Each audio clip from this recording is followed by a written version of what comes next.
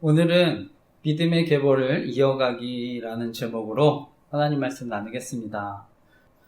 제가 현재 로마서 시리즈 설교를 해오고 있는데요. 제가 연초에는 특별 설교하고 다시 이제 영상 만들면서 썸네일에 이제 오류가 있었습니다. 그래서 1월 11일 또 18일 설교가 보니까 25년도로 나왔는데 저는 영상을 다시 만들기보다는 설교 소개하는 곳에 또 썸네일은 바꿀 수 있어서 또 썸네일만이라도 26년도로 수정해서 올렸는데 참고하시기 바랍니다. 그리고 이제 최근에 아내가 또 우리 교회에 제가 이제 큐티책 버렸다고 해서 또 싸우고요. 저는 이제 화해했다고 생각했는데요. 그리고 저는 아내한테 또 우리 교회가 공개 제자별 훈련을 하고 있는 교회라서 또 아이가 영향을 받을 수 있기 때문에 분명하게 또 정리하라고 얘기했는데, 그런데 갑자기 아내가 이제 상담센터에서 상담받고 와서 또 여전히 다시 우리들 교회 모임 가겠다고 해서 기분이 좋지 않은데요. 아내가 매주 이제 상담센터에서 상담을 하는데 상담사님이 장로교 통합측 교회 권사님입니다. 그러니까 저도 이제 그분 만나 뵀었는데 제가 느끼기에 그분은 이제 계속 상담을 하고 싶으니까 들어주는 거지 뭐 바른 조언은 안 한다 생각합니다. 그런데 저는 또 기본적으로 아내가 분별력과 또 판단력이 떨어진다 생각하는데요. 이미 또 아내가 이제 종합 심리 검사를 했는데 그걸 통해서도 결과로도 나타났습니다. 그래서 주의 집중력 및 정보 처리 속도의 효율성이 떨어진다 이렇게 진단을 받았는데 저는 결혼해서 알게 됐지만 이미 처가댁에서도 공개 제자백 하면서 복음을 전해서 큰 문제를 일으켰던 것으로 알고 있습니다. 처음에 이제 장인하고 장모님 앞에서 공개 제자백하고 장모님은 이제 다른 가족들한테 하지 말라고 했지만 나중에 이제 처남과 처제 앞에서도 공개 제자백하면서 복음을 전한 걸로 알고 있는데요. 그리고 이제 장인어른은 큰 부자셨는데요. 근데 이제 히말라야 등반하시다가 고산 증세로 이제 안타깝게 돌아가시게 됐는데요. 그러니까 이제 상속을 이제 결정해야 될 때가 있었는데요. 처남은 이제 당시 모든 재산을 또 갖고 싶다고 하고 또 그러니까 이제 장모님은 또 아내와 처제를 상속을 포기하라고 이제 설득을 했는데 아내가 장녀인데요. 처남은 이제 아내보다 6살 어렸습니다. 그런데 이제 아내는 또 갑자기 상속을 포기하는 게 하나님 뜻이라고 해서 좀 저는 당황했는데요. 저는 이제 장모님이 살아계신데 처남이 모든 재산을 또 달라고 하는 게 이게 하나님 뜻이라고 생각하진 않았습니다. 그리고 결국 이제 처남은 장모님 모시겠다고 이제 얘기했지만 결국 모든 걸 다 상속받고 현재 이제 따로 나와 살고 있는 것으로 아는데 어쨌든 아내는 당시 이제 선한 목자교회 유기성 목사님 설교 듣고 또 친한 사람들과 이제 영성일기라고 하는 공개일기 쓰면서 이제 자신의 믿음과 또 신앙을 간증했는데요. 그래서 또 제가 또 그런 걸 쓰지 말라 했는데 지금은 또 예수 동의일기라는 이름으로 바꾼 것으로 압니다. 저는 아내가 이제 유기성 목사님한테 종교적인 가스라이팅 당했다 생각합니다. 그런데 저 개인적으로도 신대영 가서 사역할 때 조직적인 스토킹도 경험하고 그분이 저를 거짓 선지자인 것처럼 설교를 통해서 괴롭혔다 생각하는데요. 그리고 이제 저는 오히려 그분이 이제 잘못된 복음과 영성운동을 가르친다고 생각했는데요. 아내는 그 유기성 목사님이 추천하는 또 순회선교단이나 선교단체에서 잘못된 복음과 또 공개 제자백 같은 훈련을 받고 영향을 받았습니다. 그러니까 이제 어쨌든 그 이후에도 또 비슷한 공개 제자백 훈련하는 우리들 교회 소개받고 또 우리들 교회에서 훈련받아야 가정이 산다고 하면서 저는 또 강제로 1년 6개월 별거당하고요. 나중에 이제 저를 심지어 정신병원에 강제 입원시키려고 했었는데요. 나중에 이제 처남과 장모님 계획이었다는 것을 알게 됐습니다. 그리고 이제 처남의 경제적인 지원도 있었던 것으로 아는데 근데 저는 기본적으로 아내가 또 분별력이 없다 생각합니다. 그리고 이제 심리적으로 가해하기 위해서 또 당시 이해할 수 없는 행동들에서 힘들고 괴로울 때가 있었는데 그래서 저는 당시 아내도 범죄에 가담할 수 있겠다는 생각을 해서 그리고 우리들 교회 공개 제자백 훈련이 조직 스토킹과 같은 범죄에 이용될 수 있다는 생각을 해서 간절히 기도했는데요. 그리고 그 이후에도 계속 결국 아내는 자신의 믿음과 신앙을 인정해준 사람들과 교제하려 한다 생각합니다. 그래서 특별히 이제 교회와 가정을 위해 기도해 주시기 부탁드립니다. 무엇보다 저희 아이가 아내에게 신앙적으로 또 영향을 받을 수 있기 때문에 또 간절히 기도하고 있는데 정말 저희 가정을 위해 기도해 주시기 부탁드립니다. 그리고 아내가 이제 조직 스토킹 범죄와 관련해서 가담하거나 또 이용당하고 있다면 이 문제도 해결해 주시도록 기도해 주시기 부탁드립니다. 그리고 현재 이제 대한민국은 이제 주가는 많이 올랐지만 여전히 고환율로 인해 논란이 있는데 그래서 수입 기업들이나 가계 경제에 어려움 줄 수 있다 생각합니다. 이미 주유비는 많이 오른 것으로 아는데 저는 생활 물가들이 올라서 어려움 당하지 않도록 함께 기도했으면 좋겠습니다. 특히 중소기업들이 더 어려울 수 있다 생각하는데 빨리 환율이 안정되도록 함께 기도했으면 좋겠습니다. 그리고 요즘에 이제 시간이 갈수록 저는 빈부격차는 더 커진다 생각하는데 그래서 정말 미래 세대를 위해서 정말 국민들을 위한 정책들이 이루어졌으면 하는데 함께 기도했으면 좋겠습니다. 저는 요즘 대한민국 사회를 보면 다른 어느 때보다 더 정치 사회적인 갈등이 크다고 생각합니다. 그러니까 대한민국에 45년 만에 비상계엄도 있었다 생각하는데요. 저는 여당이든 야당이든 잘하는 부분도 있고 못하는 부분도 있다 생각합니다. 근데 현재 대한민국 사회가 너무 양극화되었다고 생각합니다. 특히 진보와 보수 갈등으로요. 진영 논리가 굉장히 심하다 생각하는데 저는 지도자분들이 권력을 차지하기 위해서 이념이나 지역 갈등 끌어들이고 요즘은 세대와 남녀 갈등도 이용한다 생각합니다. 근데 무엇보다 국민의 안전과 생명, 또 정치적으로 이용되지 않았으면 하는데 과거 우리나라 세월호나 무한공항 참사 등을 겪었습니다. 요즘은 캄보디아 납치강금에 대한 사건도 있었는데 그리고 군대는 이번에 합참에서 장성 전원과 2년 이상 근무한 중령 대령 교체한다는 기사도 봤습니다. 저는 국민들의 생명과 안전 그리고 안보에 공백이 생기지 않았으면 하는 마음인데 함께 기도했으면 좋겠습니다.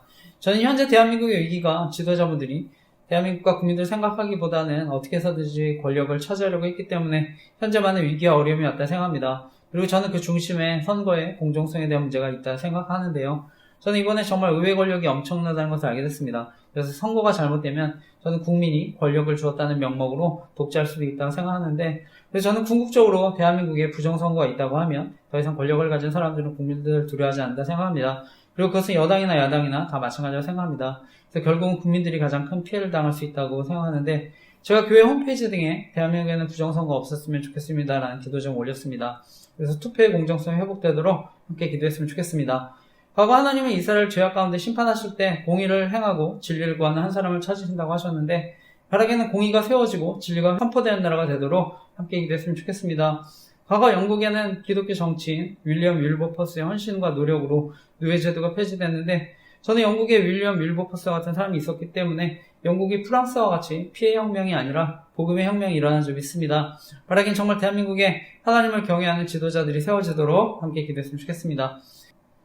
그리고 오늘 저의 설교를 처음 들으시는 분들 또 온라인으로도 계실 수 있다 생각하는데 저희 교회는 온라인 선교도 하고 있습니다. 그래서 정말 예수님 모르시는 분들 복음을 듣고 예수님이 영접하셨으면 하는 마음으로 말씀을 전하고 있습니다.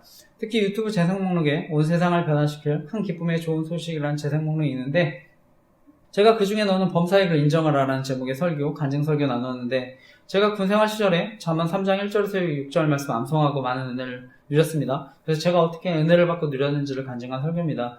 제가 나는 특별 설교인데 예수님 모르시는 분들 꼭 설교 들어보시고 예수님 영접하셨으면 합니다. 그리고 저는 교회를 다니셔도 하나님에 대한 회의와 의심 가운데 계신 분들 말씀을 통해 위로와 회복을 경험하셨으면 하는데요. 그래서 정말 누군가에는 이런 말씀들이 삶을 변화시킬 놀라운 말씀이 될 줄 믿습니다. 그리고 저는 지금도 복음의 능력은 온 세상을 변화시킬 놀라운 큰 기쁨의 좋은 소식인 줄 믿습니다. 그리고 저희 교회는 큐티, 설교노트 또는 묵상노트, 그리고 감사일기 쓰기를 권하고 있는데 저는 경건의 훈련이 없으면 영적인 성장도 없다 생각합니다. 그래서 큐티를 통해서 내가 직접 말씀을 읽고 묵상하고 기도하고요. 또한 설교노트 또는 묵상노트를 기록하면서 그래서 삶에 적용해 보려고 노력하고 그리고 감사일기를 통해 하나님께 영광을 돌리면서 하나님의 인도하심을 경험하는 것이 중요하다 생각하는데요. 그래서 저는 은혜를 받는 것도 중요하지만 그 은혜를 간직하고 풍성하게 누리는 것이 더 중요하다 생각합니다. 그래서 하나님과의 교제를 통해 무엇보다 복음의 능력을 더 깊이 경험하는 은혜 있으시기를 간절히 기도하고 축복합니다. 무엇보다 하나님과의 교제가 의무가 아니라 정말 그 자체로 기쁨이 되시기를 간절히 기도하고 축복합니다. 저는 과거 힘들었던 군생활 시절에 중보기도 모임을 통해 하나님의 사랑과 인도하심을 경험했는데요. 그래서 제가 잠언 3장 1절에서 6절 말씀 암송하고 많은 은혜를 누렸습니다. 제대하고 나서 그 2003년도 여름에 수련회에서 예수님 인격적으로 만나 변화된 삶을 살게 되었다 생각합니다. 그리고 그때 이제 힘들고 어려웠던 시절에도 하나님이 저를 붙드시고 인도하신 것이 믿어지니까 저에게 의미 없는 하루가 단 하루도 없다는 것을 알게 됐습니다. 그래서 그때부터 지금까지 밀렸을 때도 있지만 하루도 빠지지 않고 감사일기를 써오고 있는데 저는 좋은 일에 대해서도 감사하지만 저희 부족함과 연약함을 발견할 때도 감사하고 있습니다. 그래서 지금까지 많은 은혜를 누리고 있는데요. 그리고 그 이후에 저는 당시 싸이월드라고 하는 미니 홈페이지에 복음도 전하고 말씀 묵상도 나누게 됐는데요. 그리고 저는 과거 미디어의 중요성을 알고 미디어가 건강해야 합니다라는 글을 쓰기도 했습니다. 현재 저는 주안의 교회 그리고 한 사람 제자 선교회라는 이름으로 온라인 선교도 하고 있는데 한 사람의 중요성을 강조하는 것이기도 하고요. 또한 한 사람의 미디어로서의 중요성을 강조하는 것이기도 합니다. 저는 이 세상이 저와 여러분의 노력으로 바뀌거나 달라지지 않을 수 있다 생각합니다. 하지만 복음을 통해 우리의 태도는 바뀔 수 있는데요. 하나님 특별히 저와 여러분을 하나님과 소통하고 교제하는 미디어로 창조하셨습니다. 그래서 우리를 그리스도의 편지라고 말씀하셨는데, 그래서 우리가 복음을 전하는 미디어로 변화될 수 있기 때문에 복음을 전하는 미디어로 살아가면 세상이 변화될 줄 믿습니다. 그래서 저는 예수 그리스도 생명의 역사, 복음의 역사를 전하고 복음의 능력이 나타나도록 기도해야 하는 줄 믿습니다. 예수님은 하나님 나라는 우리 안에 있다고 말씀하셨는데, 그래서 우리가 가는 곳, 우리의 영향력이 미치는 곳이 하나님 나라가 되는 줄 믿습니다. 어쨌든 하나님은 그 이후에도 계속해서 저를 사용하셔서 미디어 사역의 열매를 맺게 해주신 줄 믿습니다. 그래서 과거나 지금이나 저는 온라인으로 복음을 전하고 소외된 사람들을 돕고 있는데요. 저는 유튜브와 럼블에 주일 설교 올리고 네이버 카페와 블로그를 통해서 잘못된 뭔가 영성운동, 기타 이단 사이비 위험성 알리고 있습니다. 그리고 네이버에 조직 스토킹 생명지킴이 카페를 통해 소외된 이웃들을 돕고 있는데요. 특히 우리나라는 OECD 나라들 가운데 자살률이 가장 높은데 조직 스토킹 생명지킴이 카페를 통해 피해자들이 극단적인 선택하지 않도록 돕고 있는데 기도해 주시기 부탁드립니다. 그리고 그 밖에 칫소리 홈페이지와 페이스북, 네이버 밴드 그리고 인스타그램, 스레드 등의 기도 제목 나누고 있는데요. 그래서 계속해서 복음이 전해지고 소외된 사람들 도울 수 있도록 교회와 사역을 위해 기도해 주시기 부탁드립니다. 저는 특히 이단의 위험성에 대해서 많이 알려졌지만 잘못된 뭔가 영성운동의 위험성에 대해서는 잘 모를 수 있다고 생각해서 위험성 알리고 있습니다. 특히 저는 판교에 있는 김양재 목사님이 심호하시는 우리들 교회가 대표적으로 큐티 세미나 통해 공개 제자백 훈련을 하고 있는 교회라서 위험성 알리고 있습니다. 잘못된 영성운동의 경우에는요, 명백하게 이단이라고 하기는 어려운 부분이 있는데, 그래서 오히려 더 위험할 수 있다 생각합니다. 그래서 저명한 교수님과 총장님들, 세미나 설교에 초대해서 공개 제자백 같은 훈련을 지지하는 것처럼 홍보에 이용할 수 있다 생각합니다. 실제로 저희 가정이 어려움을 당했다 생각하는데요. 그래서 저희 주례해 주셨던 총신대학원 신대원 교수님이셨던 박영규 교수님이 초청받아서 강의도 하신 것으로 알고 있습니다. 그런데 아내는 주례해 주신 목사님이 공개 제자백 운동 지지한다고 해서 문제가 됐는데, 나중에 목사님도 이용당한다고 생각해서 더 이상 참여하지 않는다고 하셨는데요. 그래서 가능한 속지 않으셨으면 하는데 함께 기도해 주시기 부탁드립니다. 저는 이런 공개 제자백 같은 훈련들이 또한 저희 교회가 알리고 있는 조직 스토킹 범죄에 이용당할 수 있다고 생각해서 위험성 알리고 있는데, 그래서 누군가에게는 약점이 돼서 사람을 노예로 만들 수 있다 생각합니다. 그리고 나중에 피해를 당해도 피해 사실을 알리지 못하고 오히려 협박당할 수도 있다고 생각하는데, 그리고 여성들 같은 경우는요, 성범죄에 노출될 수 있다고 생각해서 위험성 알리고 있습니다. 무엇보다 저는 아이들과 청소년들까지 피해를 당할 수 있다고 생각해서 위험성 알리고 있는데, 정말 피해 당하지 않도록 함께 기도했으면 좋겠습니다. 현재 저희 가정의 경우에는 아내가 우리들 교회 청주 지역 여성 모임에 참여하면서 갈등을 빚었는데요. 원래 아내가 청년 때 유기성 목사님이 심호하셨던 선한목자교회 다녔는데, 거기서 유기성 목사님 추천하는 순회선교단이라는 선교단체에서 잘못된 복음과 공개 제자백 같은 훈련을 받았습니다. 그런데 이제 순회선교단의 김영희 선교사라는 분이 가르치는 복음, 내가 죽고 예수로 사는 복음을 강조하는데, 저는 저희가 알고 있는 은혜의 복음이 아니라 생각합니다. 그래서 저는 복음이 잘못됐기 때문에 명백한 이단이라고 생각하는데요. 현재 장로교 합신교단에서는 교류 금지하고 제가 속한 장로교 합동교단에서는 참여 금지했습니다. 그런데 결국 현재 아내는 비슷한 훈련할 모임에 다시 참여하고 있는 것인데요. 저는 보통 이단에 한번 빠지셨던 분들, 동일한 복음을 가르치거나 비슷한 훈련하는 교회에 더 빠지겠는다 생각합니다.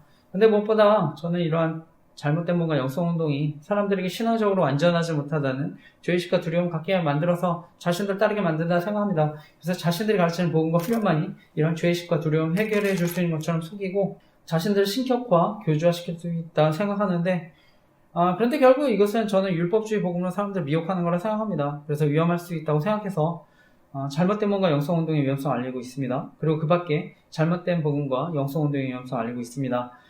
저는 순회선교단의 김용희 선교사라는 분이 가르치는 복음, 내가 죽고 예수로 사는 복음을 유기성 목사님도 동일하게 가르친다고 생각합니다. 그래서 동일하게 위험할 수 있다고 생각하는데, 제가 이제 서두에 나눴듯이 그 유기성 목사님이 가르치는 복음과 영성운동이 저희 가정에 큰 어려움 끼쳤다 생각합니다. 그래서 제가 이와 관련한 자세한 내용들 저희 교회 홈페이지 카페에 가정과 교회 피해 사례 정리해서 올렸는데 읽어보시고 기도 부탁드립니다. 그런데 결국 이러한 잘못된 뭔가 영성운동의 가장 큰 문제는요, 저는 구원에 관한 문제일 수 있기 때문이라고 생각합니다. 저는 오늘날 사단은 계속해서 사람들이 구원의 복음을 듣지 못하도록 방해하고 또는 복음을 듣더라도 잘못된 복음을 믿도록 사람들 미혹할 수 있다고 생각합니다. 그래서 율법주의 복음이나 반대로 자유방임주의 복음으로 사람들 미혹할 수 있다고 생각하는데요. 그러니까 저는 지금도 많은 문제 일으킬 수 있다고 생각합니다. 그래서 제가 목회 철학과 관련해서 복음, 성령, 제자라는 제목으로 특별 설교 했는데, 설교 들어보시고 복음에 대해서 또 확실한 또 이해가 있으셨으면 합니다. 이번에 저희 장로교 합동 110회 총회에서 사랑침례교회 정동수 목사님을 이단으로 규정한 것을 알고 있습니다. 그분은 킹 제임스 성경만이 진리인 것처럼 주장해서 문제가 됐는데, 저는 요즘 이단들이 진리의 일부를 전부인 것처럼 속여서 미혹한다 생각합니다. 특히 요즘 유튜브 등을 통해서 사회 정치적인 이슈들 선점해서 기독교인들의 관심을 끌고요, 자연스럽게 잘못된 복음과 말씀들을 가르칠 수 있다고 생각하는데 정말 조심하셨으면 합니다. 그렇기 때문에 저도 미디어 사역의 중요성을 알고 잘못된 복음과 영성운동의 위험성을 알리는 사역을 하고 있는데요. 그래서 공개 제자백 운동, 완전주의 복음과 영성운동, 그리고 신사도주의와 세대주의 종말론, 그리고 WEA 운동 등의 위험성에 대해서 알리고 기도하고 있습니다. 그래서 사역을 위해 기도해 주시기 부탁드립니다. 현재 아내가 우리들 교회 소개받고 계속 이제 갈등이 있는데, 아내랑 이제 별것까지 했다가 저를 또 강제로 정신병원에 그렇게 서두에 얘기했듯이 강제 입원시키려고 하니까 저는 사역도 방해받고 도저히 이대로는 안 되겠다 생각해서 이제 소송을 해서라도 정리하려고 했는데, 아내가 주례해주신 목사님 앞에서 미안하다고 하고 우리들 교회 모임 정리하겠다고 약속해서 다시 살게 됐습니다. 그런데 이제 거짓말한 것을 알게 됐는데, 아내가 제가 별거 중에 이제 소송까지 하니까 너무 힘들어서 우리들 교회 모임 정리하겠다고 한 건데, 제가 소송도 취소하고 어려움 없어지니까 아내는 또 이런 상황 이용해서 계속 우리들 교회 모임 또 참여하려 한다 생각합니다. 그리고 우리들 교회에서도 계속 아내에게 연락해서 끌어들이려고 한다 생각하는데요. 주례해주셨던 박용규 목사님은 아내가 너무 힘들다고 연락하니까 결국 아내에게 합의한 내용과는 다르지만 또 우리들 교회 목장 모임에 참여한다 하더라도 관여하지 않겠다 얘기하신 것을 아는데, 그리고 나서 아내는 저는 점점 더 마음대로 행동한다 생각합니다. 이미 주일 예배는 같이 드린 지 오래됐고, 어떤 때는 대놓고 우리들 교회 설교 틀어놓고 있어서 당황하기도 했는데, 그리고 이제 제가 서두에 그리고 나서 말씀드렸지만 큐티책 버렸다고 화난다고 또 돈을 안 줘서 싸우기도 했는데요. 저는 아내 일할 때 집안일과 또 아이 돌보는 것은 제가 하고 있습니다.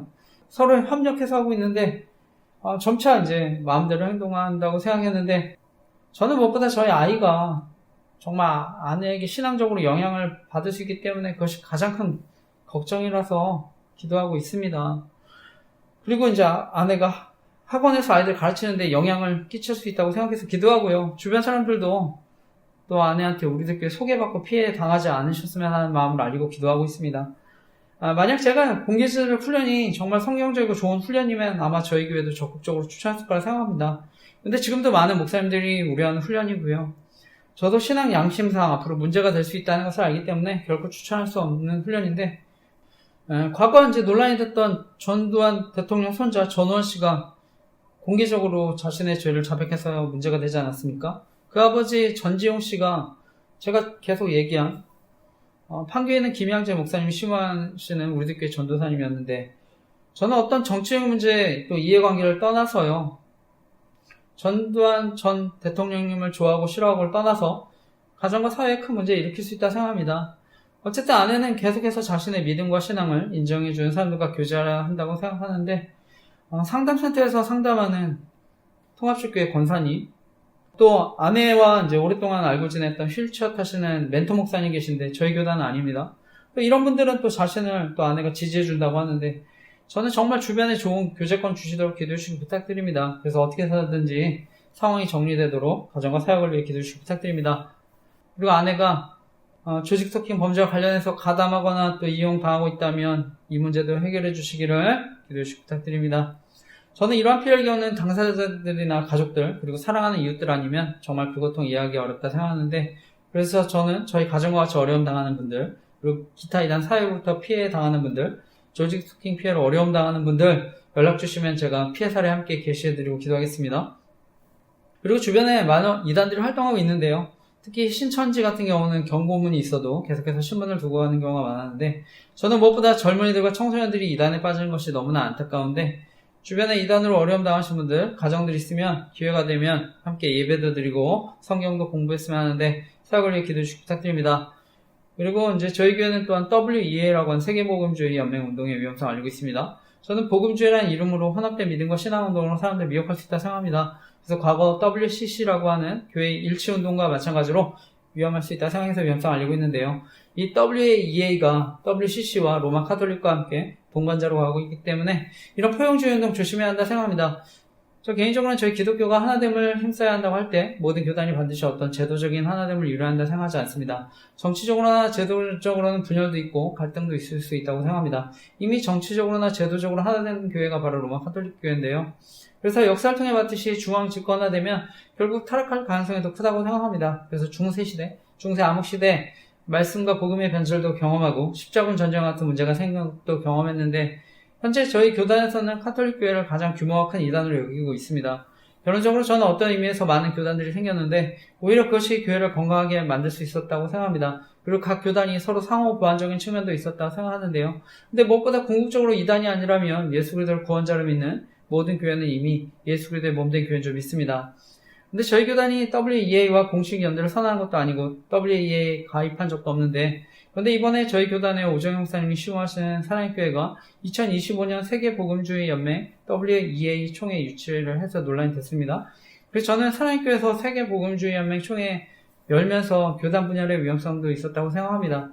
이미 과거 저희 장로교는요, WCC 세계교회 협의회 총회 가입 여부를 두고 대한예수교 장로의 합동과 대한예수교 장로의 통합으로 갈라진 아픔을 겪기도 했는데요. 당시 저희 대한예수교 장로의 합동이 반대하는 입장이 있었습니다. 그래서 이번에 다시 세계복음주의 연맹 WEA 총회 문제로 분열되는 일이 생기지 않도록 저희 교단과 한국교회를 위해 정말 간절히 기도해 주시기 부탁드립니다. 과거 저희 교단의 가장 큰 신학자이자 어린이셨던 박형룡 목사님은 이미 선지자적인 시각으로 WEA 운동의 위험성에 대해 강력하게 경고하신 것을 알고 있습니다. 특별히 예수님 마지막 때의 배교에 대한 말씀을 하셨는데 따라서 마지막 때를 살아가는 우리들은 복음주의라는 이름에 혼합된 믿음과 신앙운동 조심해야 할 줄 믿습니다. 제가 자세한 내용은 복음주의라는 이름에 혼합된 믿음과 신앙운동을 조심했으면 좋겠습니다 라는 기도 제목 올렸는데 네이버 블로그 교회 티스토리 홈페이지에 올렸는데 교회 티스토리 홈페이지에서는 권리침해 신고 당했습니다. 그래서 저희 신대영 교수님이셨던 문병 교수님의 WEA에 관한 입장문도 추가해서 올렸는데 영상 보시고 꼭 기도해 주시기 부탁드립니다.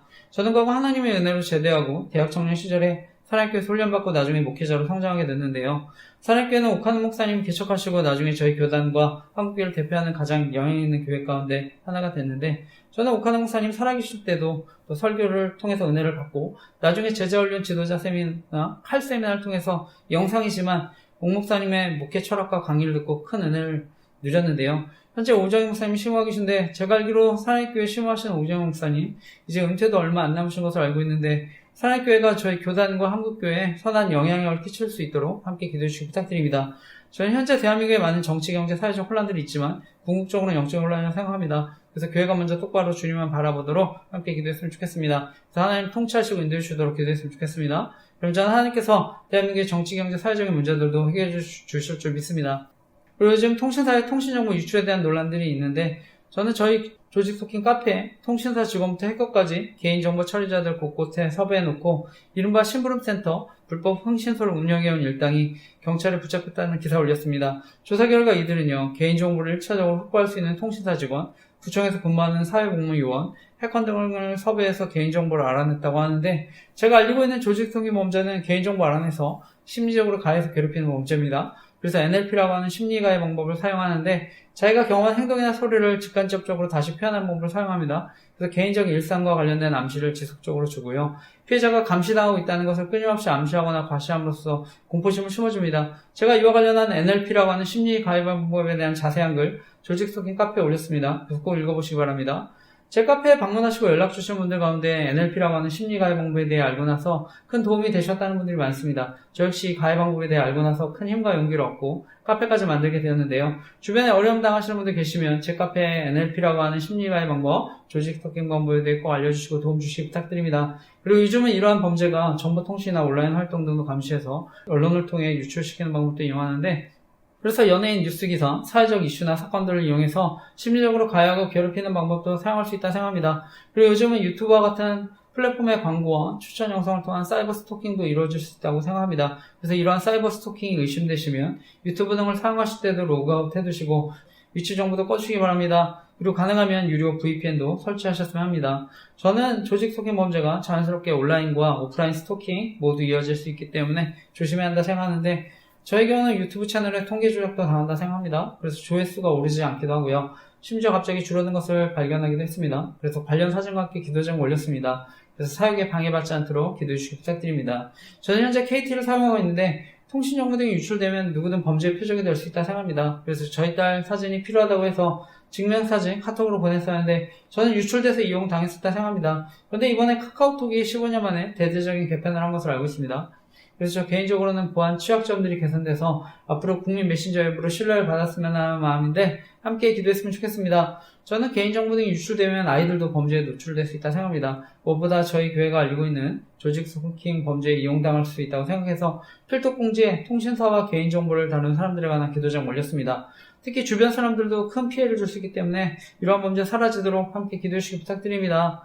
저 개인적으로는 요즘에 이런 통신정보 유출에 따른 조직 스토킹 피해들이 생길 수 있다 보니까 가능한 보안이 좋은 메신저 앱도 사용하고 있습니다. 젊은 사람들은 인스타그램, DM 메시지도 많이 이용하고 텔레그램도 많이 이용하는 것을 알고 있는데 저 개인적으로는 시그널이라는 앱이 보안이 좋다고 해서 추천드리고 있는데 통화나 문자 다 이용할 수 있습니다. 그래서 통신정보 등의 유출로 피해를 당하시는 분들 계시면 이용해 보셨으면 합니다. 그리고 조직 스토킹 피해자분들 연락하실 수 있도록 시그널로 보안 링크 만들어서 알리고 있습니다. 그리고 텔레그램 링크도 있는데 피해를 당하시는 분들 계시면 이용해보시고 연락주시기 부탁드립니다. 그런데 저는 스마트폰 자체가 해킹이 되면 통신정보뿐만 아니라 사생활까지 노출돼서 피해를 키울 수 있다 생각합니다. 그래서 가능하면 저는 보안이 좋은 최신 폰을 이용하는 게 가장 좋다고 생각합니다. 그리고 요즘은 AI가 발전하고 있는데 저는 보안은 안드로이드 폰보다는 아이폰이 더 좋다고 생각합니다. 그리고 아이폰이 보안 업데이트 요전을 오랫동안 해주기 때문에 추천드립니다. 그리고 윈도우 PC보다는 맥북 등이 더 보안이 좋다고 생각합니다. 근데 요즘은 인터넷에 연결된 스마트 기기 등에도 해커들은 악성 코드를 심을 수 있기 때문에 조심하셨으면 합니다. 저에게 조직 스토킹 피해로 연락을 주신 분들 대부분 스마트폰 등의 해킹 피해를 경험하셨는데 스마트 기기 등을 해킹당하면 조직 스토킹과 같은 범죄에 더 쉽게 노출되기 때문에 더 위험할 수 있다 생각하는데 더욱 조심하셨으면 합니다. 그런데 무엇보다 조직 스토킹 범죄가 정말 교묘하고 지능적인 것은요, 가까운 사람들 이용해서 정보를 알아내거나 여러가지 힘들고 곤란한 상황을 연출할 수 있는 데 있다는 생각합니다. 그래서 전화나 문자로 안부를 물으면서 정보도 알아내고 약점을 찾거나 만들어서 괴롭히는 방법도 사용한다 생각합니다. 특히 카톡이나 문자 같은 경우는요, 명의를 빌리면 언제든 범죄에 이용할 수 있다 생각합니다. 그래서 특별한 사건이 생기거나 어떤 장소에 가게 되면 연락하거나 문자나 카톡 등을 보내면서 지능적으로 정보를 알아내거나 괴롭힐 수 있다고 생각합니다. 결국 제가 이러한 범죄를 알리는 가장 큰 이유는요, 사람들과의 관계를 파괴하고 심지어 생명을 빼앗을 수 있는 심각한 범죄라서 이것을 알리고 있습니다. 그래서 사람들 사이 신뢰를 무너뜨리고 이간질시키는데 언론을 통해서도 이간질할 수 있다 생각합니다. 그래서 저는 믿고 신뢰할 만한 가족, 친구, 이웃들도 이용할 수 있기 때문에 결국 피해자들이 극단적인 선택도 하게 만들 수 있다 생각합니다. 근데 저는 가해자들 역시 역정보로 더 큰 범죄에 이용되고 나중에 약점이 잡혀서 언제든 피해자가 될 수 있다고 생각합니다. 그리고 여성 가해자의 경우는요, 역정보로 성범죄에 노출돼서 피해를 당할 수 있다고 생각하는데 특히 오늘날 묻지마 폭행과 살인과 같은 심각한 보복 범죄도 일어날 수 있기 때문에 처음부터 가담하지 않으셨으면 하는 마음인데 함께 기도했으면 좋겠습니다.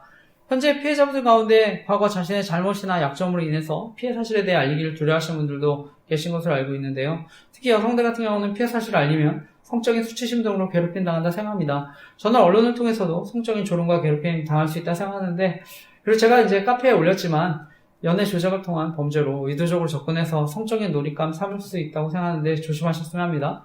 특히 저는 요즘 조직 스토킹 범죄가 아동 청소년들까지 표적으로 삼을 수 있다고 생각하는데요.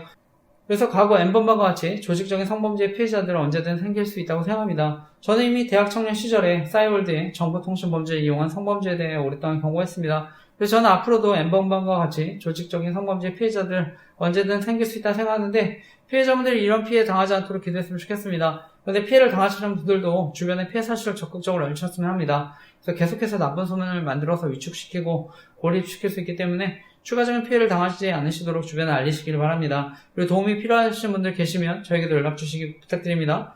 피해자분들 가운데 저에게 연락 주신 분들 아무도 이해해주지 못하고 오히려 가정 안에서도 어려움 당한다고 하시는 분들도 계신데 저에게 연락 주실 때 그냥 제 얘기를 들어주시는 것만으로도 너무 감사하다고 목사님 같은 분이 계셔서 하나님께 너무 감사하다는 얘기를 듣는데요. 사실 저는 다른 어떤 칭찬이나 격려보다 저에게 큰 힘과 위로가 됩니다. 그래서 이들이 더 나쁜 생각하지 않도록 한 사람의 생명이라도 더 구할 수 있도록 피해자분들 돕는 목회자로 부르신 것에 대해서 너무 감사한데요. 그렇기 때문에 피해자들이 여러 가지 어려움으로 극단적인 선택하지 않도록 제가 이제 시간을 들여서 설교 전에 이렇게 자세히 범죄를 알리고 있는데 사역을 위해 기도해 주시기 부탁드립니다. 결론적으로 전문가들은요, 스토킹 범죄가 성폭행 또는 살인사건의 전조적인 행위고 예비적인 행위가 될 수 있기 때문에 가볍게 여기지 말아야 한다고 경고합니다. 그래서 특히 정보를 다루는 사람들이 조직 스토킹 범죄에 가담하는 경우 더 강하게 처벌하는 법안 만들어줄 수 있도록 기도했으면 좋겠습니다. 무엇보다 주변 사람들까지 큰 피해를 줄 수 있는 심각한 범죄이기 때문에 이런 범죄들 가담하는 사람들 처벌도 받고 사라지도록 함께 기도했으면 좋겠습니다. 그리고 정말 대한민국이 안전하고 행복한 나라가 되도록 함께 기도해 주시기 부탁드립니다. 그런데 저는 목회자들도 설교를 통해서 동일하게 범죄에 가담할 수 있다고 생각하는데요. 그래서 개인정보나 사생활 정보 이용해서 설교를 통해 교묘하게 조롱하고 괴롭힐 수 있다고 생각하는데 저는 대학 청년 시절에 이런 범죄에 대해서 알고 나서 싸이월드라고 하는 미니 홈페이지에 이러한 글들을 올리기 시작했습니다. 그때 이미 영향력 있는 목사님과 담임 목사님들이 범죄에 가담할 수 있다는 것을 알게 되는데 그래서 제가 하나님 앞에 이러한 피해자들을 돕는 목회자가 되게 해달라고 간절히 기도했는데요. 저는 하나님이 그 길을 인도해 주셨다고 믿습니다. 저는 목회자들이 조직 스토킹 범죄에 가담하거나 그리고 이와 관련된 권력형 성범죄를 저지르는 것은요. 아무리 저는 목회자가 큰 약점이 잡혀 이용당한다 하더라도 사람들이 하나님부터 떠나게 만드는 영적인 살인이라고 생각하고 있습니다. 그래서 제가 조직 스토킹 생명지킴이 카페 만들어서 복음을 전하고 사람들 돕고 있는데 넷플릭스에 나는 신이다 이어서 나는 생존자다라는 다큐가 방영됐습니다. 이 다큐를 보면 이단으로 인한 조직 스토킹과 권력형 성범죄에 피해를 당한 여성에 대한 이야기가 나오는데 여기에 보면 고위 공무원들까지도 가담해서 이단의 교주를 돕는 것을 봤는데요. 그런데 저희 교단에서도 성범죄를 저질러서 큰 물을 일으켰지만 다시 개척해서 목회를 하는 전병훈 목사님 분이 계십니다. 현재 대법원에서 업무상 위력에 의한 추행 또는 기습추행으로 형법 제298조에 강제추행죄에 해당한다는 판결을 받으신 것으로 알고 있습니다. 수많은 피해자들의 증언과 피해 정황들 책으로도 나온 것으로 알고 있습니다. 그리고 심지어 녹취록까지 있었지만 권력과 힘이 있으니까 개척을 하셨다 생각하는데요. 그런데 성범죄가 드러나도 이분이 목회를 할 수 있는 것은 이분의 범죄가 저는 권력형 성범죄이기 때문이라고 생각합니다. 저는 연세대학교를 재학 중이시거나 졸업하신 분들에게는 죄송한 말씀이지만 이분이 연세대학교 경영학과를 졸업하신 분이라서 더 큰 힘과 권력을 가지게 됐다 생각합니다. 그리고 지금도 계속해서 목회를 하시기 때문에 큰 영향력을 끼친다고 생각합니다. 그래서 언론을 통해 자신의 성범죄를 피해자들과 재판부의 책임으로 돌리고 보호받는다고 생각합니다. 그리고 이분의 성범죄를 덮기 위해 언론을 통해 성범죄 무고 사건이나 남녀 갈등도 이용한다고 생각합니다. 또한 이분의 범죄를 알리지 못하도록 연예인 뉴스기사, 사회적 이슈나 사건 등을 이용해서 심리적으로 가해하고 괴롭히는 방법도 사용한다고 생각합니다. 그래서 저는 이러한 범죄를 알고 과거에서부터 조직 스토킹 범죄 위험성 알리게 되었는데요. 특히 언론이 저를 미성년자나 여중생 성범죄 사건의 범죄자 이미지를 만들어서 계속 괴롭히면서 이분의 사역과 개척을 도울 수 있었다고 생각합니다. 오늘날 성범죄를 저지르면 업종 등 취업 제한도 있는데 저는 목회자는 더 엄격해야 한다 생각합니다. 특히 목회자 성범죄가 나쁜 것은요, 여성 피해자들의 영혼에 깊은 상처와 아픔을 주는 심각한 범죄이기 때문이라 생각합니다. 그리고 목회자의 성범죄는 개인의 문제를 넘어서 저는 교회 전체에 대한 신뢰의 문제로 이어지기 때문에 하나님의 영광을 가릴 수 있다고 생각합니다. 저는 과거에 조직 스토킹 범죄와 관련해서 이분에 대해 싸이월드에 글을 올리기도 했었는데요. 그리고 이분과 관련해서 당시 저희 대학부 담당 목사님과도 상담을 했습니다. 그런데 그분도 이제 연세대학교를 졸업하신 목사님이셨는데 당시 도움과 공감을 받지 못해서 힘들었습니다. 어쨌든 저는 이후에도 계속해서 큰 어려움을 겪었다 생각하는데 특히 언론을 통해서 오히려 제가 성범죄자 이미지로 계속해서 낙인을 찍히는 괴롭힘을 당한다 생각합니다. 근데 저는 온라인 범죄뿐만 아니라 오프라인 범죄로도 계속 이어질 수 있다고 생각하는데요. 현재 저희 아파트 같은 층의 옆집의 경우에 새롭게 집주인 바뀌고 전세로 들어오신 분이 계신데 현재 전병훈 목사님 닮은 쌍둥이 두 분이 이사 오셔서 살고 있습니다. 나이가 있으시고 두 분이 부모님 모시고 살고 계신 것 같은데 아파트 같은 층에 바로 맞은편 집이라서 마주치는 경우가 있습니다. 그래서 모른 척하고 살 수는 없어서 인사는 하고 있지만 불편한 마음이 있습니다. 저는 그분들도 이용당할 수 있다고 생각해서 조심스러운 마음도 있는데 온라인이든지 오프라인이든지 심리적으로 가해하는 범죄도 사라지도록 기도해 주시기 부탁드립니다. 저는 이미 과거에부터 대학 청년 시절에 싸이월드에 닮은 사람을 이용한 조직 스토킹 범죄에 대한 글을 썼는데 그래서 저와 같은 피해자들 생기지 않으셨으면 하는 마음으로 조직 스토킹과 이와 관련된 권력형 성범죄 위험성을 알리고 있습니다. 그래서 목회자들의 권력형 성범죄에 관한 기도 제목 올렸는데 보시고 기도해 주시기 부탁드립니다. 그리고 무엇보다 조직 스토킹과 이와 관련된 권력형 성범죄를 저지른 경우 피해자들이 협박 등 2차 가해로 더 큰 어려움 당할 수 있다고 생각하는데요. 그래서 피해자들이 오히려 더 큰 어려움 당하지 않도록 목회활동과 개척을 하지 못하도록 제도적인 장치들이 마련되었으면 하는데 기도해 주시기 부탁드립니다. 그런데 지금도 제가 이런 조직 토킹과 이와 관련된 성범죄 위험성을 알리면 영향 있는 목사님들 가운데 설교를 통해 사역을 방해하고 조롱하는 분들 계시다 생각합니다. 실제로 저에게 조직 토킹 피해로 상담하는 분이 계셨는데 설교를 통해 피해자분을 조롱하고 괴롭혔다 생각합니다. 특히 대형교회 목사님의 경우는요, 많은 분들이 설교를 듣기 때문에 훨씬 더 영향력이 크다고 생각합니다. 그래서 피해자들이 더 큰 어려움 당할 수 있다고 생각하는데 더 큰 피해 당하지 않도록 기도해 주시기 부탁드립니다. 저는 교회는 함께 웃고 함께 우는 공동체가 되어야 한다고 생각하는데요. 정말 영향 있는 목사님들이 범죄에 가담하지 않도록 간절히 기도해 주시기 부탁드립니다. 결론적으로 저는 이러한 심각한 범죄들이 허용되고 오히려 보호받는 것은요, 결국 교회를 조롱하고 복음이 전해지지 못하도록 방해하는 사단의 큰 계략이라 생각합니다. 저는 오늘날 세상의 타락은요, 결국 교회의 타락이고 저와 같은 목회자들과 영적 지도자들의 타락이라고 생각합니다. 그래서 무엇보다 목회자들과 영적 지도자들이 범죄에 가담하는 것은요, 사회에 더 큰 악영향을 끼친다고 생각하는데 정말 이러한 범죄도 사라지도록 기도해 주시기 부탁드립니다.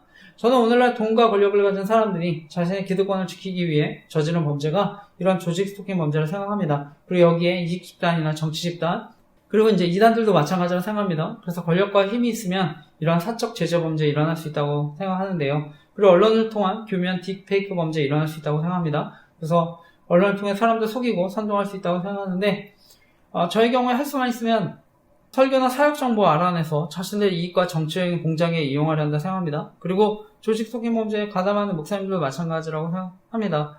그래서 교회 오가면서 설교 올릴 때나 또한 교회 티스토리 홈페이지 접속할 때 이때도 이용당했었다 생각해서 조심하고요. 주보의 설교에 관한 정보도 이용당했었다고 생각해서 조심하고 설교 영상도 토요일에 올리고 있습니다. 그런데 결론적으로 설교를 토요일에 올리게 된 것은 저는 감사하게 생각하고 있습니다. 그래서 하나님이 어떻게 인도해 주셨는지를 돌아볼 수 있어서 너무 감사한데 어쨌든 저는 지금도 제가 이 자리에서 설교하지만 제 설교에 엿들을 수 있으면 언제든 이용당할 수 있다고 생각합니다. 교회가 지하긴 하지만 사무실이나 또 잠옷실에 있으면 옆에 생활소음 다 들립니다.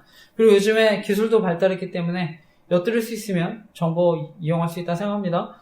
어쨌든 그럼에도 최대한 저는 이용당하지 않도록 조심하고 있는데 사역에 방해받지 않도록 기도해 주시기 부탁드립니다. 그런데 무엇보다 제가 이제 이런 사역하면 계속해서 방송이나 연예인, 또 성범죄자 이미지로 교묘하게 괴롭힌다고 생각하는데 요즘에는 부정선거 의혹에 대해 알리니까 정치인들 이용해서 또 조롱한다 생각합니다. 저는 이미 돌아가신 저희 어머니 이미지까지도 방송을 통해 조롱하고 있다 생각하는데요. 그래서 나는 솔로라는 연예 프로그램 PD나 제작진들 범죄에 가담할 수 있다고 생각합니다. 그리고 외할아버지는 지리산에서 특수부대 교관이셨고 야당 국회의원으로 출마도 하셨던 것으로 아는데 정치적으로 이용했다고 생각합니다. 그리고 가까운 친구, 이웃들도 피해를 당한 사람들도 있었다고 생각하는데 대표적으로는 전 총조 사건 이용해서 괴롭혔다 생각합니다. 그리고 돌아가신 저희 장인어른 사건도 정치적으로 이용했다 생각합니다. 장인어른의 경우에 히말라야 등반하시다가 고산 증세로 안타깝게 돌아가셨는데 정치적으로 이용했다고 생각합니다. 저는 누구든지 피해자가 될 수 있다고 생각하는데 제가 이와 관련한 기도 제목 다음 페이지에 올렸습니다. 그래서 저뿐 아니라 저희 가족, 가까운 사람들도 어려움 당하지 않도록 기도해 주시기 부탁드립니다. 그리고 그 밖에 저희 교회를 방문하시거나 예배 드리신 분들, 그리고 연락 주신 분들도 신상을 안서 괴롭힐 수 있다고 생각하는데 어려움 당하지 않도록 기도해 주시기 부탁드립니다. 그래서 다시 한번 말씀드리지만 정말 이러한 범죄들 사라져서 대한민국이 안전하고 행복한 나라가 되도록 기도해 주시기 부탁드립니다. 네, 오늘 이제 계속해서 로마서 강해 설교 이어서 하고 있는데 지난주 저는 하나님의 백성들을 하나님의 사랑에서 끊을 수 없다 말씀을 나눴습니다. 우리가 하나님을 믿는다는 것은요, 또 하나님의 은혜를 경험하고요, 하나님이 주신 약속들을 믿는 것인데요. 그런데 하나님이 어떻게 이제 선택받은 이스라엘 백성들 버릴 수 있느냐 하는 것에 대한 또 반론의 말씀일 수 있습니다. 그래서 하나님 약속의 백성들 버림받는데 어떻게 하나님의 사랑 믿을 수 있느냐 하는 것에 대한 변론일 수 있는데 오늘 말씀의 제목은요, 믿음의 계보를 이어가기라는 제목으로 하나님 말씀 나누려고 하는데요. 오늘도 말씀을 통해 하나님이 저와 여러분을 교훈하시고 이번 주도 말씀 붙잡고 살아갈 때 하나님의 사랑과 인도하심을 경험하는 저와 여러분 되시기를 간절히 기도하고 축복합니다. 그리고 저는 새로 믿은 분들이나 교회를 오래 다니셔도 말씀에 대해 어려워하실 수 있는 분들 또 계실 수 있다고 생각하는데 성경이 어렵게 느끼시는 분들 또 다른 버전의 쉬운 성경도 읽으셨으면 합니다. 그래서 말씀을 통해 더 깊은 은혜 누리시기를 간절히 기도하고 축복합니다. 제가 오늘 여러분과 나누고 싶은 핵심적인 교훈은요, 우리는 믿음의 계보를 이어가기 위해 하나님의 백성으로서의 특권, 우리가 소중하게 여기고 또 그에 합당한 삶을 살아가야 한다는 것입니다. 오늘 말씀은요, 이스라엘 백성들, 하나님 약속의 백성인데 만약에 버림받았다면 어떻게 하나님 사랑 믿을 수 있느냐 하는 것에 대한 이제 바울의 변론입니다. 그러니까 바울은 정확하게 하나님께 선택받았다는 것이 무엇인지에 대해서 설명합니다. 그래서 진정한 구원받은 이스라엘 백성이 누군지에 대해서 말씀하는데, 그리고 우리 또 선택받은 사람들 가져야 하는 어떤 특권과 책임에 대한 말씀들을 쭉 이어서 합니다. 다시 한번 로마서 9장 1절에서 5절 말씀 읽겠습니다. 내가 그리스도 안에서 참말을 하고 거짓말을 아니하노라. 나에게 큰 근심이 있는 것과 마음에 그치지 않는 고통이 있는 것을 내 양심이 성령 안에서 나와 더불어 증언하노니, 나의 형제 곧 고륙의 친척을 위하여 내 자신이 저주를 받아 그리스도에게서 끊어질지라도 원하는 바로라. 그들은 이스라엘 사람이라.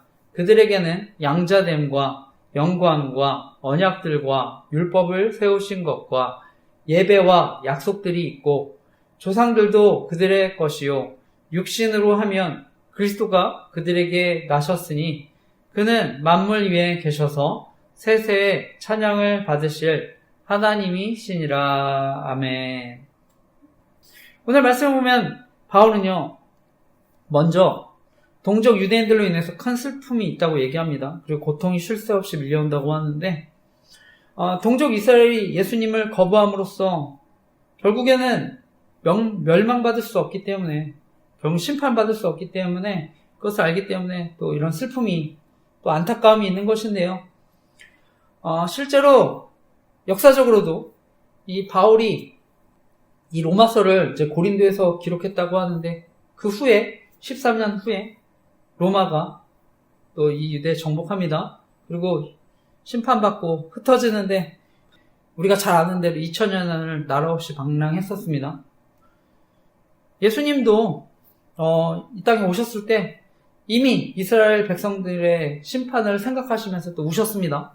그래서 가까이 오사 성을 보시고 우시며 이르시되, 너도 오늘날 평화에 관한 일을 알았더라면 좋을 뻔하였거니와 지금 내 눈에 숨기었도다 하시면서 예루살렘 성을 보면서 우셨는데요. 사도 바울 유대인이지만 이방인의 사도로 부름 받았습니다. 그래서 열심히 이방인들에게 복음을 전했는데요. 그리고 수많은 교회를 개척했죠. 그럼에도 여전히 계속해서 동족들에 대한 안타까운 마음을 가지고 있었습니다. 저 역시도 복음을 전하고 있는데, 저는 정말 저와 가까운 분들 정말 복음을 들으셨으면 합니다. 그리고 저는 이제 저희 같은 민족, 동족인 또 북에 있는 사람들을 위해서, 북한 사람들을 위해서 기도하고 있습니다. 저는 대학 청년 시절에 이제 복음의 은혜를 경험하고요. 제가 캄보디아로 단기 선교를 갔었는데요. 그 캄보디아에서 이제 공산 정권 아래서 200만 명에 달하는 푸놈펜 시민들, 우리나라로 치면 서울입니다. 여기 시민들 농촌으로 강제 이주시키고요.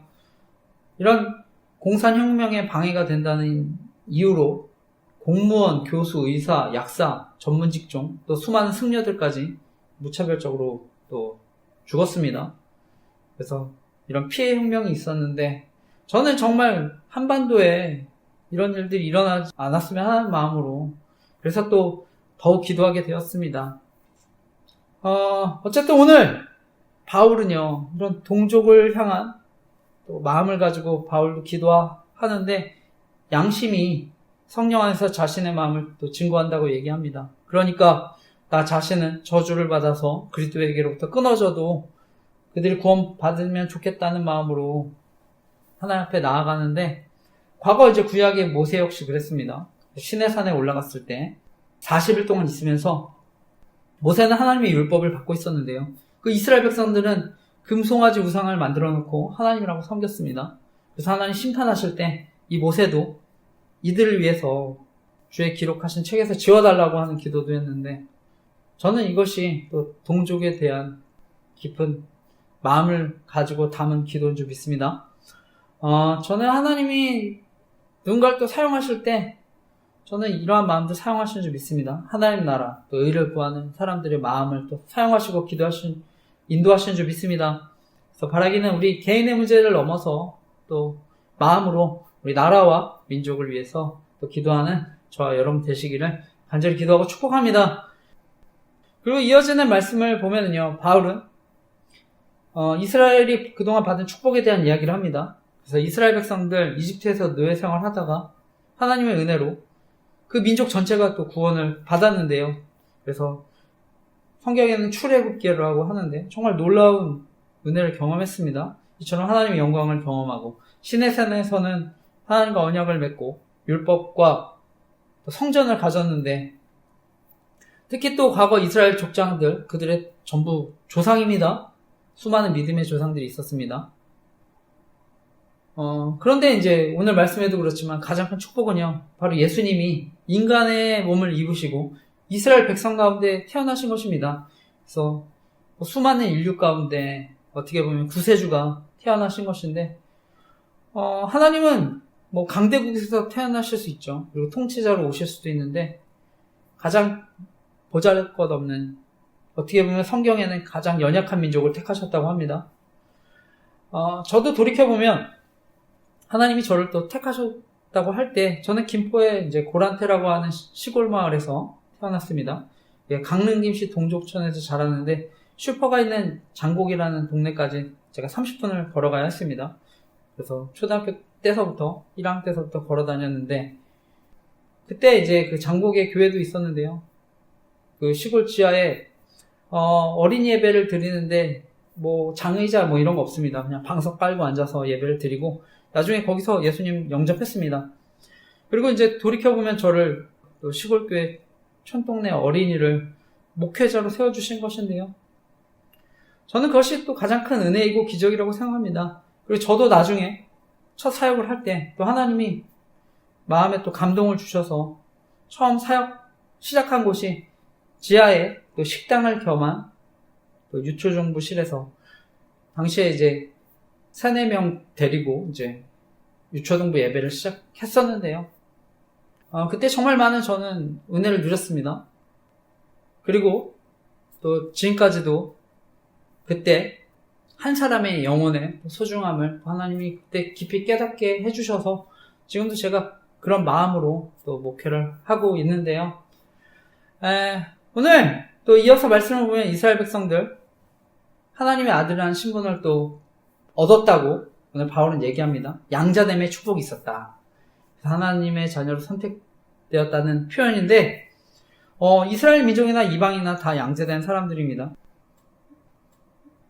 유대인이 혈통으로 이스라엘의 자손이지만 결국 그들도 택함받은 자손이라는 것을 또 바울이 얘기하는 거라고 생각합니다. 그래서 아브라함의 혈통에서 났다는 것만으로 진정한 하나님의 자녀 아니다 얘기한다 생각하는데, 그리고 이제 로마서 2장에서도 우리가 나눴지만 표면적 유대인이 유대인이 아니라 오직 이면적 유대인이 유대인이다, 이미 바울은 그렇게 얘기하는데요. 과거 하나님의 구속 역사는요 분명히 이스라엘 민족 중심으로 하나님이 이렇게 이끌어 오셨습니다. 근데 그것은요 어디까지나 구원을 이루시는 하나님의 계시의 방법을 보여주시는 것이지 궁극적으로는 바로 전 인류를 구원하기 위한 하나님의 계획인 줄 믿습니다. 그래서 그 방법으로 한 사람을 세우시고 그 한 사람이 또 나중에 가정을 이루고 그리고 가문을 이루고 민족이 되고 또 국가가 세워진 것인데, 이것을 이제 성경을 통해 보게 되면은요 하나님이 어떻게 또 택하시고 인도하시고 또 구원하시는지를 이렇게 다 보여줍니다. 그러니까 결국에는요 혈통이 중요한 게 아니라 믿음이 중요하고 영적인 이스라엘로 살아가는 것이 중요하다, 저는 얘기한 줄 믿습니다. 그렇다고 바울이요 혈통적인 이스라엘 무조건 또 배제하는 건 아닙니다. 하나님이 작정하신 때가 되면 그들 가운데 그 민족도 또 돌아오게 될 거라고도 얘기하는데요. 바울도 원래 유대인으로 예수님 믿는 사람들 핍박한 사람이지 않았습니까?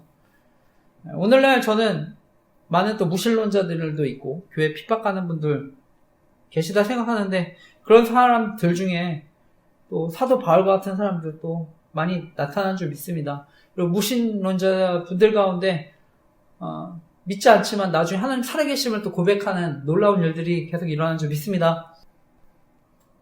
미 우주 항공국이에요. 나사죠. 나사에서 일하는 해럴드 힐이라는 과학자가 하나님 믿게 된 배경에 대한 이야기가 있습니다.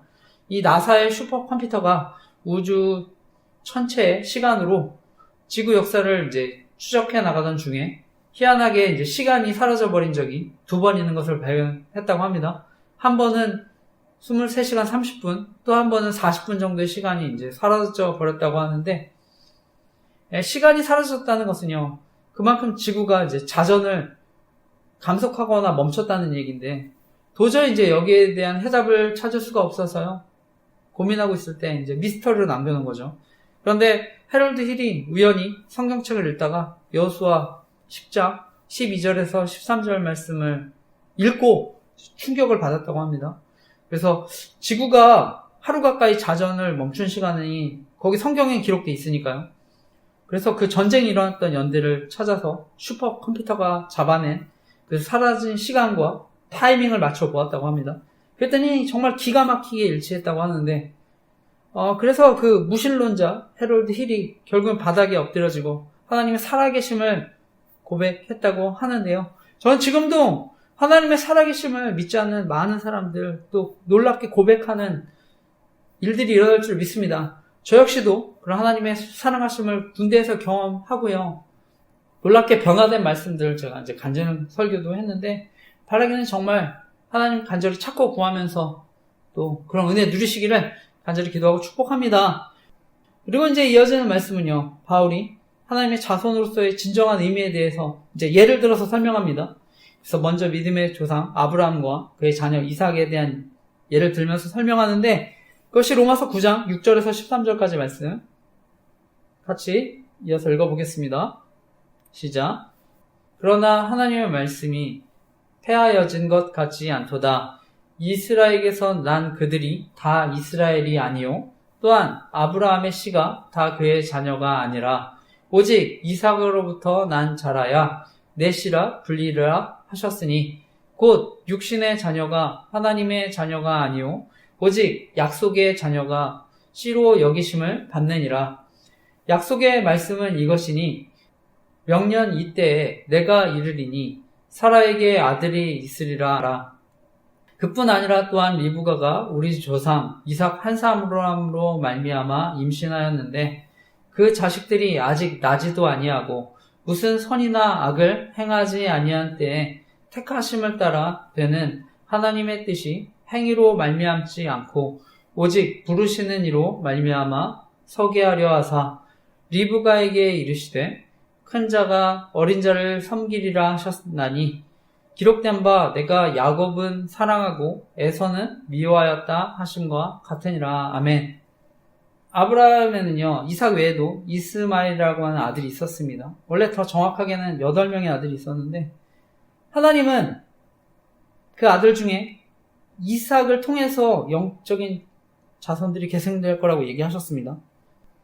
이들 모두가 아브라함의 다 혈통입니다. 아브라함의 자손들입니다. 하지만 오직 이삭만이 하나님의 자녀가 되었는데요. 그리고 이제 나중에 이삭의 자녀들 가운데 쌍둥이로 태어난 아들이 있었습니다. 그런데 하나님은요, 그 중에서도 장자가 아니라 동생인 야곱을 택하셨다고 합니다. 그래서 혈통적으로는요, 결국 맏아들이라고 해서 택하심을 받는 것이 아니라고 얘기합니다. 그 첫째 아들이라고 해서 반드시 택함을 받는 것이 아닙니다. 결론적으로 어머니가 달랐던 이삭, 이스마엘의 경우에도 같은 또 어머니에게서 태어났다 하더라도 선택은 달랐는데요. 그래서 우리가 말씀을 보면은요, 하나님이 불공평한 분 아닌가 이렇게 생각할 수 있는데요. 오늘 마지막은 결국 구원받을 자를 하나님이 택하신 것은 부당하지 않다는 것에 대한 이야기입니다. 오늘 마지막 14절에서 18절까지 마지막 말씀들 읽어보겠습니다. 읽겠습니다. 그런즉 우리가 무슨 말을 하리요? 하나님께 불의가 있느냐? 그럴 수 없느니라. 모세에게 이르시되 내가 긍휼히 여길 자를 긍휼히 여기고 불쌍히 여길 자를 불쌍히 여기리라 하셨으니 그런즉 원하는 자로 말미암음도 아니요 다른 박질하는 자로 말미암음도 아니요 오직 긍휼히 여기시는 하나님으로 말미암음이니라.